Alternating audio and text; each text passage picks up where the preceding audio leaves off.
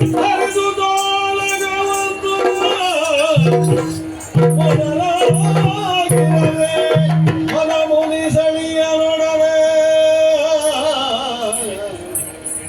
ಮನ ಮುನಿಸಳಿಯನೊಡನೆ ಅನವರತ ದಕ್ಷಂಗಾಗೆ ಕಲಾಂತರಕ್ಕೆ ಕಮಲ ಜಲೋಗೋ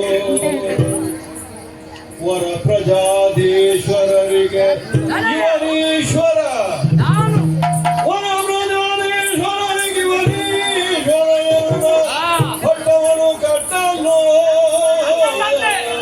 ಭರಿತವಾದುದು ಮತ್ತೆ ಮದ ಅಂಕುರಿಸಿ ತಡಿಗಳಿಗೆ